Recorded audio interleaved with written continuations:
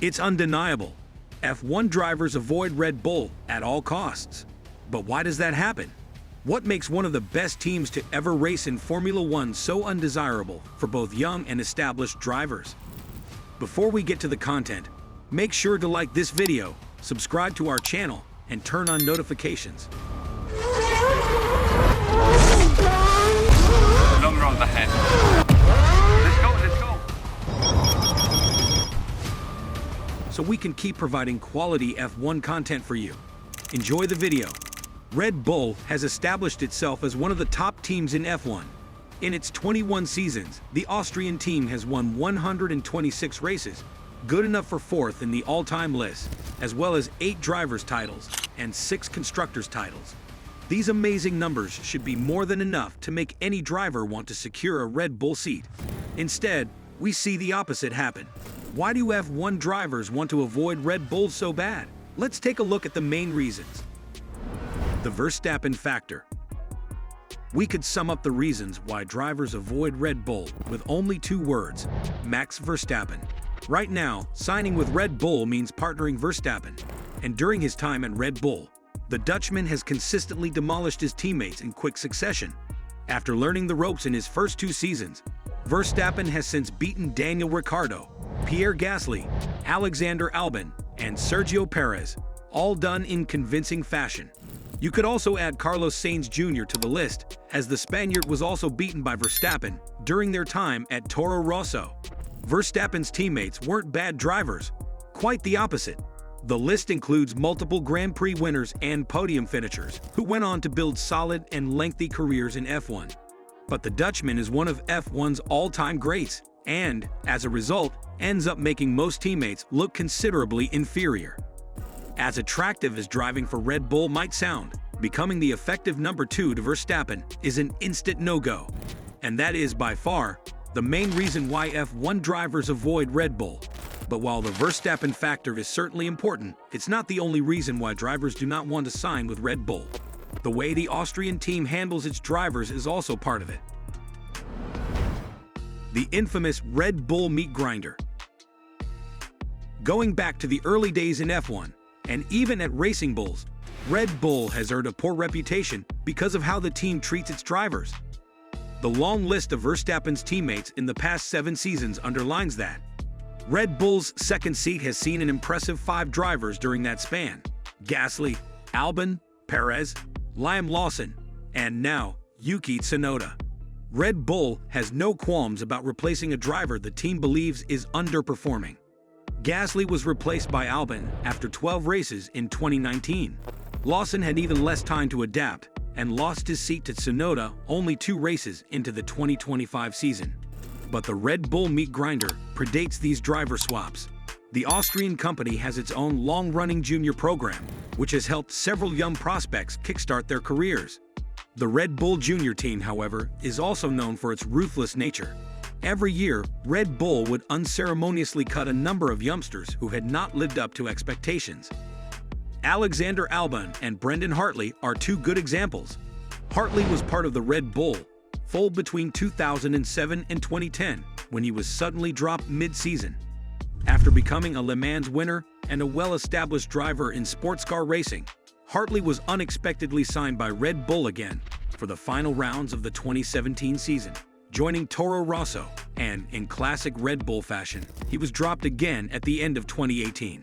Albon became part of the junior team in 2012 and was dropped at the end of the year.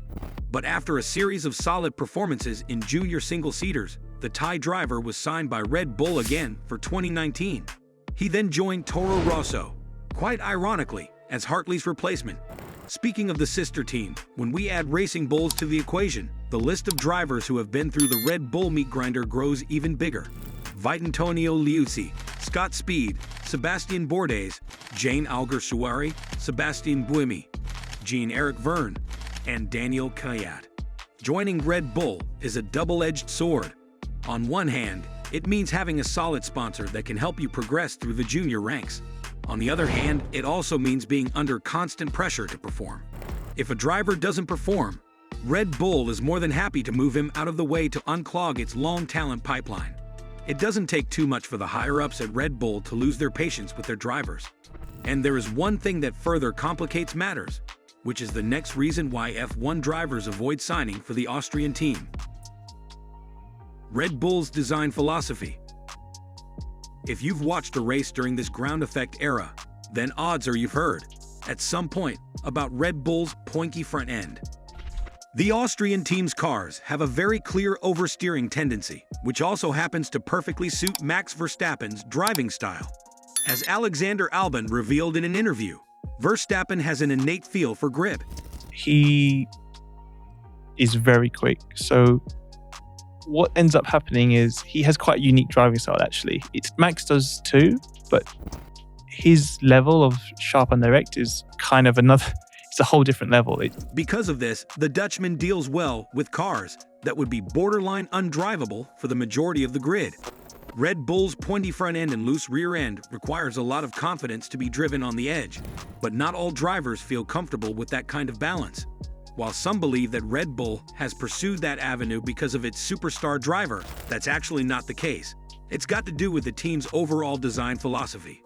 Red Bull is famous for trying to build the fastest possible car. The team's philosophy is to design a car that hits all the marks in simulations. The problem, however, is that this doesn't necessarily translate well into reality. In 2024, the team found itself in a bad spot once it became evident that its wind tunnel data did not match what drivers were experiencing on track. And while Verstappen was somehow able to circumvent this to win his 4th title, Perez struggled with the unpredictable RB20. Red Bull's design philosophy would require the team to give drivers time to adapt. Instead, the Austrian powerhouse is famous for having a rotating door at the second seat.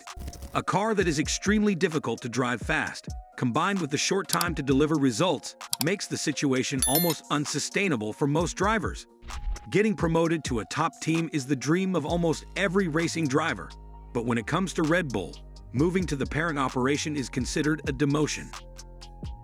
The feared promotion from the junior team. When Red Bull announced that Liam Lawson was getting demoted back to Racing Bulls, while Yuki Tsunoda was getting promoted to the parent team, fans joked that it was actually the other way around. Fast forward a few months, and the jokes aren't that far off. Since joining Red Bull, Tsunoda has only scored 17 points. Lawson, on the other hand, has scored 30 with Racing Bulls. Rookie Isaac Hadjar, who has been one of the season's outstanding performers, categorically refused a promotion to Red Bull during the season. And while the Frenchman is open to the move for 2026, the fact that there are still questions surrounding the move shows how tricky the promotion to the parent team can be. Laurent Mekies, the former Racing Bulls boss and current team boss at Red Bull, is extremely qualified to provide some insight on this. Mekies revealed that Racing Bulls, as a junior team, is aimed at easing its drivers into F1.